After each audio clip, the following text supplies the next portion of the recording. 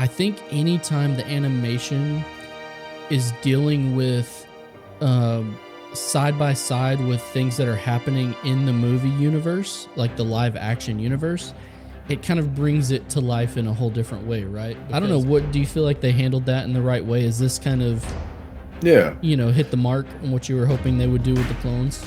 Yeah, we talked about that in one of our live shows. I think it was a great bow to put on the story. I think we all knew that somehow at some point Palpatine returned. No, sorry. Come on now. We all knew it. Hey guys, it's Thomas Scott. We're back. It's Bad Cause Dad, and we just got done watching the Bad Batch finale, and man, it was awesome. Scott, I mean, I think I texted you if you had watched it. You hadn't seen it yet. I was so hyped. I was just like, dude, hurry up and watch it so we can talk about this stuff that just happened. And they kind of, I don't know if this was the plan. I hadn't seen it anywhere, but they did a double release, the last two episodes, which was kind of crazy. Caught me off guard, but man, I was excited. So, let's just get right into it. Let's kind of do a big picture. What were your what were just your impressions or takeaways from this season of Bad Batch? Did it meet expectations? Was it subpar? Did it not meet expectations? And are you happy with whatever this direction that Bad Batch is going in? Is this kind of what you're hoping for? So to answer your first question, what stood out to me, I think the biggest thing was how, I guess, cinematic this season felt. There was so many elements to it that for me took it past the point of just being a cartoon. It felt bigger. It felt more akin to the movies, and all the way from the kind of pod racing type scene until that finale episode, which was just so cinematic, man. I mean, we talked about a little bit about that off camera. Just the music at the end, the way the camera was following them during their escape, like it just felt big. And man, was I just at the edge of my seat. And we've talked a little bit about it before. The animation has always been a little bit of a barrier for me. I would obviously prefer these to be in live action. I just think the experience would be better. But I feel that this time around, their animation style, their ability to really capture emotion, just the way the shots were done from the music, like it was impressive. I'm thoroughly happy with how this season turned out. Yeah, I think kind of to your point, I think why this season hit so well is because, like you, I didn't start watching Clone Wars until, I don't even know, I can't remember how long it was, but it was a long time after Clone Wars had come out, because I was not an animation guy, right? I didn't want to see Star Wars. I wanted to see movies. I wanted to see live action. And so it was tough for me to get into it. You know, of course, once I did, we got hooked, and the storytelling Filoni was able to create was amazing. Yeah. And so the reason why, I think to your point, why Bad Batch felt cinematic, obviously the way they shot the episodes and animated it was good, but I think anytime the animation is dealing with side by side with things that are happening in the movie universe, like the live action universe, it kind of brings it to life in a whole different way, right? Because we're connecting what we're seeing in animation to what we've seen in live action, because they're happening parallel, kind of in unison. So I totally get your point, and I think that's the reason for me is why it did feel like the production quality or whatever it was that they did was on another level. And it had so much crossover with obviously Palpatine and other characters being in the season as well. So yeah, it was awesome. So let's get into one of the big subplots. I guess the biggest subplot of the season was what we've been wondering about for years and years, is what happened to the clones, right? Like, what is the storyline of the clones, which is kind of still unfolding. It hasn't been totally resolved, but I don't know. What do you feel like they handled that in the right way? Is this kind of hit the mark on what you were hoping they would do with the clones? Yeah, we talked about that in one of our live shows. Maybe not as much as we should have, but I think it was a great bow to put on the story. I think we all knew that somehow at some point Palpatine returned. No, sorry. Come on now. We all knew at Too soon. yeah, right. We all knew at some point that the stormtroopers replaced the clone troopers. We had our theories. We knew at some point they went from hitting their shots to not hitting their Right. shots. So yes, soon sure. it was all clear and we finally figured it out. Yeah. But I think we all had our theories. We knew it happened, but it was good to see it on screen and at least give us that closure.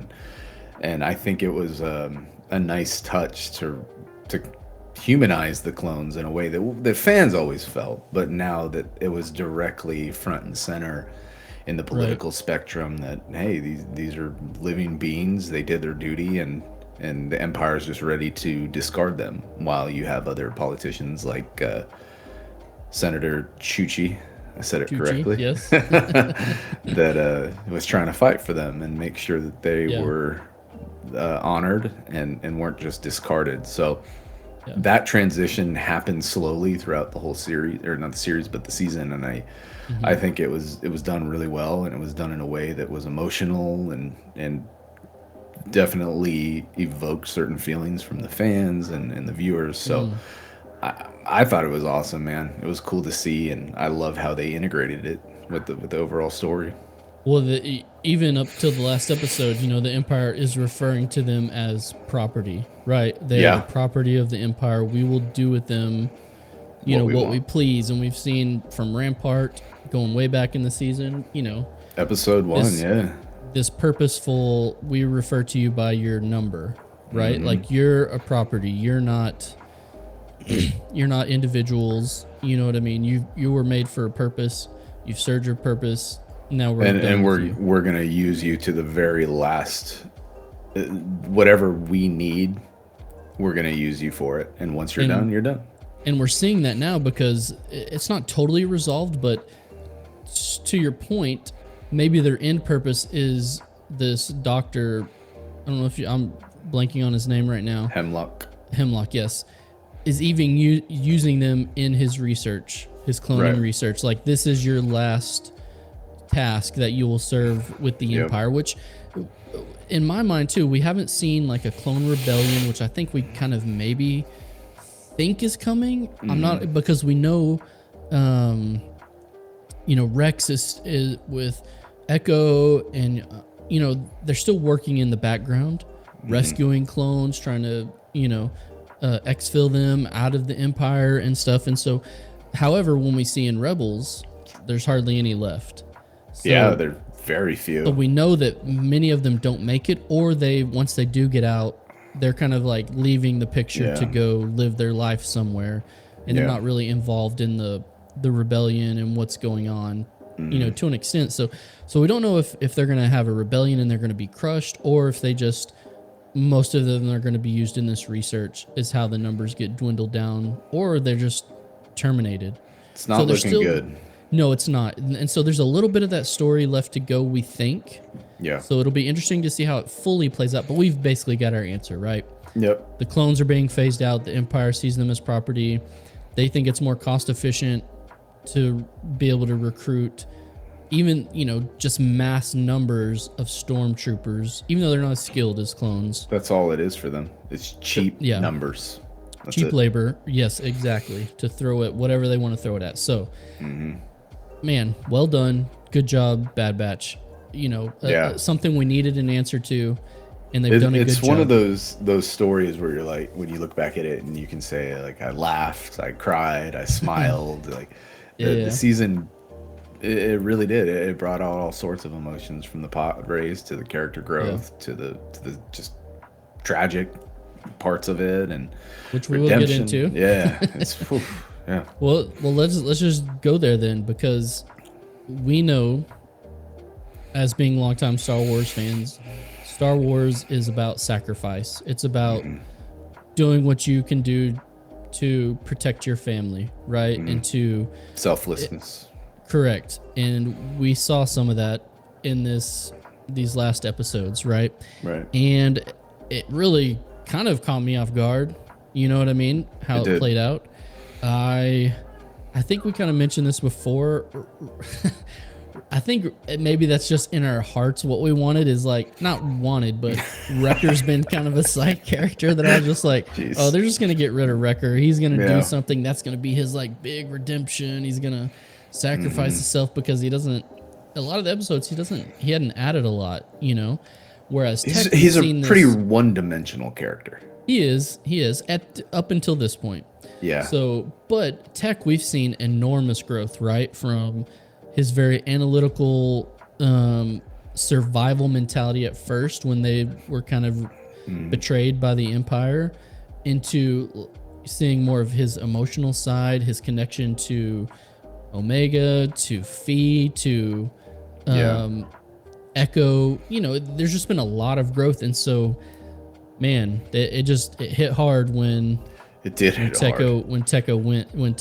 So. I was not expecting that at all. Like, I really wasn't. And yeah, it got me, man. And even Wrecker in that moment was torn. Like, you could see the conflict in him. He was, oh, good one. That's it. I'm done. I'll finish the podcast. Yeah, but it was good. And then seeing Omega just immediately in denial after that, and it was a powerful moment. And that's what you want to see in a show is to have your emotions evoked and feel that connection, and I certainly did. And in a weird way, it's what Hunter has been trying to shield Omega from this whole time. Yeah. But it's just inevitable. Like, it's just this is the course that the Empire has set in order for there to be some semblance of light. Someone has to stand up, you know. Yep. And, you know, whether they want to or not, they're the most skilled clones, you know, and they have to be on the front lines of things. And, you know, and I think there's a dark realization that they, no matter how badly they want to escape and just live a calm life and not be a part of this, they are inexorably part of it. They have to be. And I think they're seeing that they have no choice but to fight. And I think Tech probably knew that all along.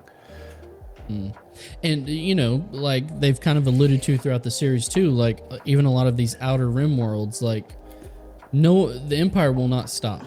Nope. You know what I mean? It will go and go. So like you're saying, they'll never let Clone Force 99, you know, be, or just live in peace, you know, like Vader hunting down the Jedi with Inquisitors. They just won't stop, you know, until everything is done. And so, and everything is under their control. So no matter where they fled to, eventually the Empire would show up. Yeah. So, I mean, wow. Tech going out like that, you know, I don't know. Hit me hard. I didn't see it coming, but what a way to go, man. He's like, it was crazy, awesome reflecting on it, you know, just his willingness to sacrifice. Do you think he's really gone? Do you think we'll see a possible somehow Palpatine return type thing? Somehow Tech is returned. I don't know. Yeah. Well, hey, we didn't see a body, so I saw some goggles. We didn't see a body. Apparently you can get run through with a lightsaber and multiple times and still survive. So you know, there's hope. Stranger things have happened. That could, you know, he could come back. I wouldn't rule it out, I guess. Seriously though, I wouldn't rule it out totally. Right.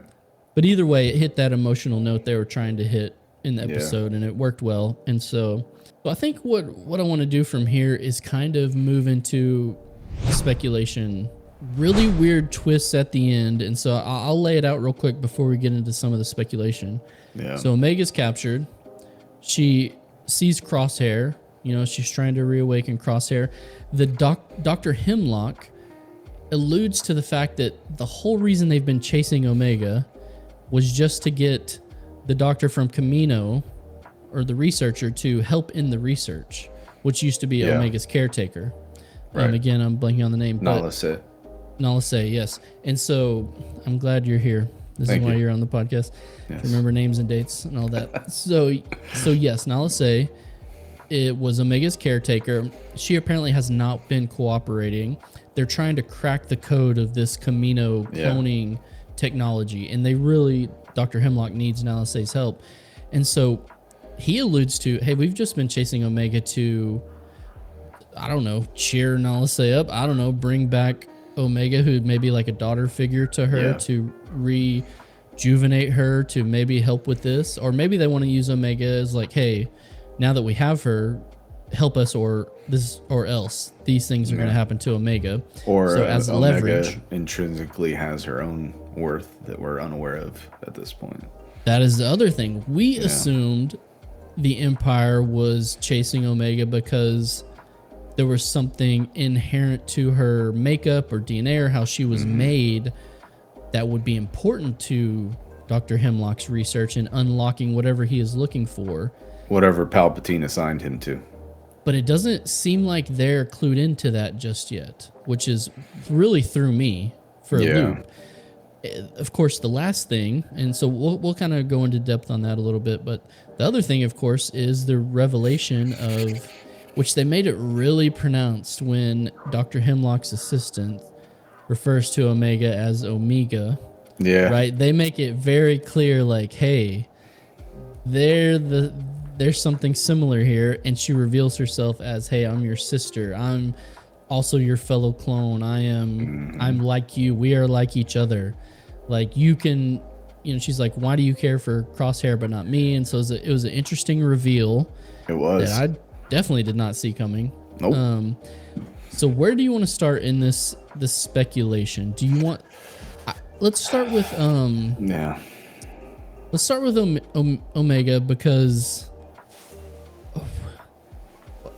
I don't understand. Like, do you still believe there's something about her that is unique, that hasn't been revealed? Because I mean, she is the star of this show. She is the character that everything is focused around. And so I'm surely you have to still believe there's something about her, right? I still think she's force sensitive. That's my gut. Yeah. Okay. Although that seems the obvious answer, and maybe like, okay, we're gonna go this route again. Okay. Why though? Why is that so important? Do you think that her being force sensitive? The reason I think is because this whole thing, like we've seen scattered now throughout, I guess, this show, which is probably the earliest.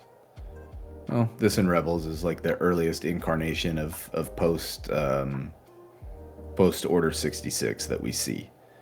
Even when we pick up in the OT, we're not really. This isn't what we're focused on. But Andor, Mando, and now here we've seen all these sprinkles, and then you go the sequel trilogy. Like, obviously there was cloning involved, so we're seeing that the Palpatine wants clones either for something else, which is the most likely answer is it's for himself.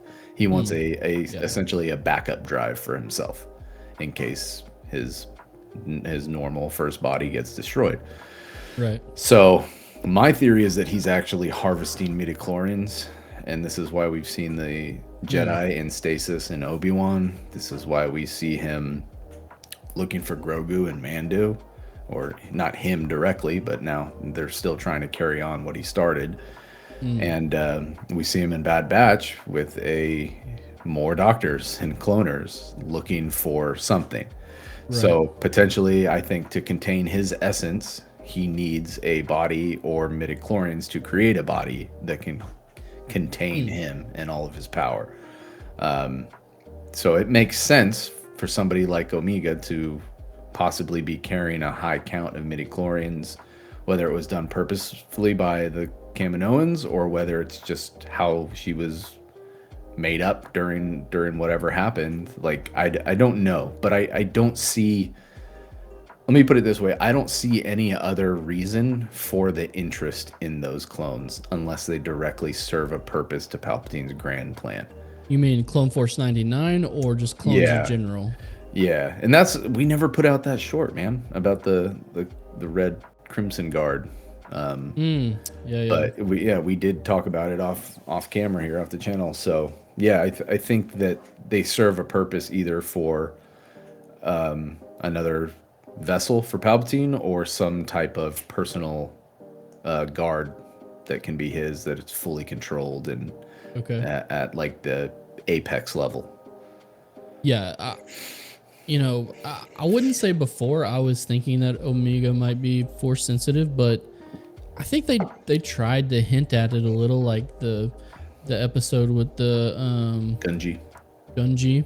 Yep, thank you for the name again. You're welcome. Where she's doing some meditation, and it never overtly shows her being, that I can remember anyway, anything force sensitive, but it does kind of allude to it to make you think about that. So I think you could be right, and I think Nala Se knows, obviously, and so I don't know. I wonder how they're going to play that story out, because some point the Dr. Hemlock's going to have to find this out, and that's going to raise the stakes even more. About I think that's what's kind of cool though. Like this can go a lot of ways, and we really don't. We can make our predictions here and theorize, but I don't know for sure. It's not clear to the viewers, and I think that's awesome. Like, good job, Filoni.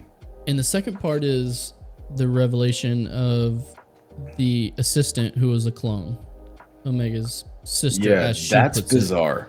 I didn't expect it, and what I asked you too is, do they know she's a clone? Does the Empire know, or has she somehow infiltrated this? I think I want to believe that they don't know. Okay. I want it to be like a storyline where she is undercover in essence, or infiltrated this in order to help clones. Maybe, I know it doesn't seem that way, but I recalled back to the episode where they caught Crosshair and they're putting him through the interrogation, and she genuinely seemed like she was trying to get him to cooperate in order to make him go through less pain in the process. Of course, he didn't comply. So I think maybe that's not like a huge, smoking gun, but that she is maybe on the side of the clones. And why would she readily reveal this to Omega unless she just wants to gain her trust? So this is another thing that could go either way, but I'm hoping it goes the way of, this is another subplot, this is another twist. I don't know, that she is on the clone side, and that she will try to maybe help in the end, and maybe she even knows she obviously knows who Omega is, right? Like, so if she knows, she must be on their side, or why wouldn't she have told the Doctor at this point if she's, a true believer in whatever they're doing, right? Yeah. Is it, man, it's one hell of a cliffhanger, if you ask me. Like, they built up a phenomenal story and left this on a good cliffhanger, not one that's contrived or cheesy. Right. It really feels authentic. No, the episode, it hit hard. It delivered, with the sacrifice that we've all known that is coming somewhere in this season, or at least we speculated about. The cliffhanger still with Omega. She's still the central piece of everything revolving around the show. So yeah, there were some big storylines with Omega, and obviously Hunter and Wrecker and Echo get away, and so they're poised at the beginning of next season. They claim that this is their mission to get Omega back, right? And so they don't stop until they do. We're kind of set up for wherever it goes next. Man, great job with the continuation of the Clone Wars into Bad Batch. Just a cool avenue to keep delivering the story of the clones, and to wrap up and tie up into, as it's running parallel to things that happen in the live action movies, and give us some answers about things that we haven't gotten yet, right? So, man, I'll be honest, when Bad Batch was first announced as a show, I was not interested. I was kind of just, all right, now they're milking these shows. They're just making spin-offs of everything. But it has quickly become one of my favorites.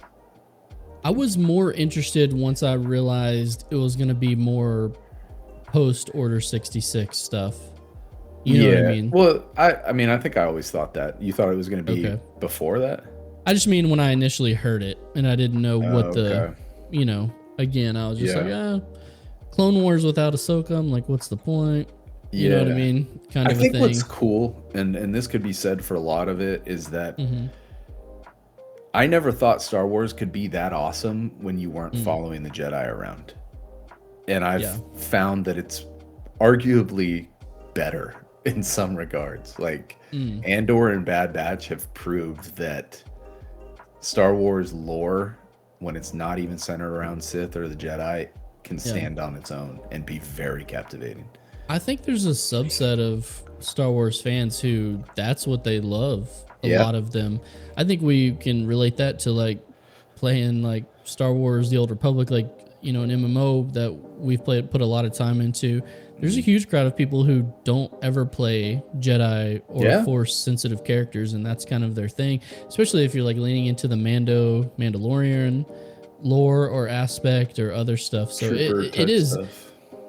to your point, it makes the galaxy so much bigger when it includes, because the Jedi are just such a small Yeah. part of the And I mean, galaxy. now they barely exist at this point in time. So, Yeah.